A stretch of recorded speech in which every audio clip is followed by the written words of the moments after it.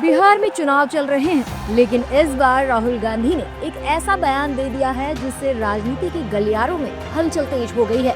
दरअसल बिहार में एक जनसभा को संबोधित करते हुए राहुल गांधी ने कहा कि देश की सेना और बड़े संस्थान सिर्फ 10% आबादी के कंट्रोल में है, जबकि 90% दलित, पिछड़े, अत्यंत पिछड़े और अल्पसंख्यक समुदाय कहीं भी प्रतिनिधित्व नहीं पाते। राहुल गांधी के इस बयान पर अब राजनीतिक प्रतिक्रिया भी सामने आ रही है। दुखद, शर्मनाक तो ये है ही, साथ में ये दुखद बयान भी है। अगर देश के एलओपी लोकसभा, नेता प्रतिपक्ष लोकसभा की खुद की सोच ऐसी है, जो कहीं ना कहीं सदन में विपक्ष का नेतृत्व कर रहे हैं, वो अगर हमारी सेना को जात पात धर्म मजहब में बांट कर देखने का काम कर रहे हैं, तो इससे ज़्यादा लोकतंत्र के लिए दुखद और कोई बात नहीं हो सकती।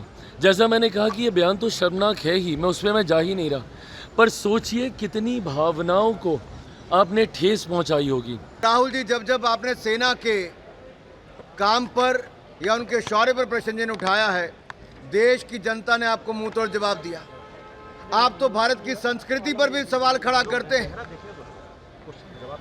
आप छठ पर्व की या छठी मैया की आप आशीर्वाद तो लिया नहीं, लेकिन प्रधानमंत्री जी छठ पर्व में क्यों जुड़े, इसकी पीड़ा राहुल गांधी जी को होती है। मेरा सवाल ये है कि आखिरकार भारतीय संस्कृति का अपमान, भारतीय सेनाओं का अपमान, भारत की जो संवैधानिक संस्थाएं हैं, इनका अपमान करने की सौगंध राहुल गांधी ने क्यों खाई है? विपक्ष ऐसा काम क्यों करता है? जबकि कांग्रेस के नेता राहुल गांधी के बयान को सही बता रहे हैं और बीजेपी पर हमलावर हैं। देश के जो संसाधन हैं, उन तमाम संसाधनों के ऊपर किसका कब्जा है? उन तमाम संसाधनों पर केवल 10% लोगों का ही कब्जा है। 10% लोग, चाहे वो कोई भी हो, 10% लोग राज करें, 90% गुलामी करें। इस दिशा की तरफ पूरी तरह से तेजी के साथ कदम बढ़ाती हुई ये भाजपा सरकार है। भाजपा सरकार की सारी नीतियां जो संविधान को खत्म करने की हैं, वो सिर्फ इसीलिए हैं कि बाबा साहेब के सपनों को चकनाचूर किया जा सके। राहुल गांधी पहले भी भारतीय सेना पर अपने बयानों को लेकर विवादों में रहे हैं। इससे पहले भी राहुल गांधी ने कहा था कि चीनी सैनिक अरुणाचल प्रदेश में भारतीय जवानों को पीट रहे हैं। बहरहाल एक बार फिर राहुल गांधी का बयान सुर्खियों में है और बीजेपी को बैठे बिठाए एक बड़ा मुद्दा हाथ लग गया है, जिसे लेकर वह कांग्रेस पर हमलावर है। राहुल जी का प्रेस कॉन्फ्रेंस मैंने सुना है और राहुल जी बहुत दिन से कह रहे हैं वोट चोरी से सरकार बनी है हरियाणा में, महाराष्ट्र में, और हमने भी कहा आज हरियाणा प्रदेश के लोगों में दो चीज हैं। एक तो बहुत बड़ा गुस्सा है भाजपा और जो वो दल जो वोट चोरी में भाजपा का साथ दे रहे थे, लोकदल और जेजेपी, और दूसरे साथी जो बार बार ये कहते थे वोट चोरी नहीं हुई, वोट चोरी नहीं हुई। आज जनता उनके खिलाफ मुखर होके आ गई कि ये लोग भाजपा के लिए जमीन तैयार कर रहे थे वोट चोरी के लिए, इसलिए ये भी दोषी हैं, ये पापी। और राहुल जी ने बहुत ही जबरदस्त ये काम किया है, देश की जनता के सामने का आईना पेश कर दिया। जिस तरीके से इस देश की विपक्षी नेताओं की आवाज को दबाने का प्रयास केंद्र सरकार कर रही थी, राहुल जी ने निसंकोच, निडर होकर के इस तरह का जो पर्दाफाश किया है, और इसमें सच्चाई है 100%। मैं खुद कह सकता हूं, क्योंकि विधानसभा के अंदर या लोकसभा के दोनों टाइम में कहता हूं कि जैसे लोकसभा में मेरे हिसार पार्लियामेंट क्षेत्र में 5 दिन के बाद कह दिया आपके 50,000 वोट बढ़ गए। अरे भाई, जब मशीनें सील होगी हैं, काउंटिंग होगी है उनकी, तो फिर ये कैसे बोला जी काउंटिंग में फर्क था, फिर देश कैसे चलाएंगे? ये चुनाव योग पूरा देश का निष्पक्ष चुनाव कैसे कराएगा? चुनाव आयोग की भूमिका के ऊपर अब निश्चित तौर पे एक सवालिया नहीं लग गया, बल्कि एक दाग लग गया। जो हमारा निष्पक्ष चीफ इलेक्शन कमीशन कहलाता था, वो निष्पक्ष नहीं रहा। देखिए, राहुल जी जो कह रहे हैं, राहुल जी के नेता प्रतिपक्ष हैं पार्लियामेंट में। और राहुल जी ठीक कह रहे हैं, जिस तरीके से जुल्म जनता के ऊपर हो रहा है, जिस तरीके से प्रजातांत्रिक सिस्टम को कलैप्स करने का प्रयास किया जा रहा है, जिस तरीके से संवैधानिक संस्थाओं पर कब्जे किए जा रहे हैं, उनको दबाया जा रहा है, तो ये संकेत अच्छे नहीं है। और जन जी की जहां तक चर्चा मैं करूं, मुझे तो याद है मैं छात्र आंदोलन से निकला हूं,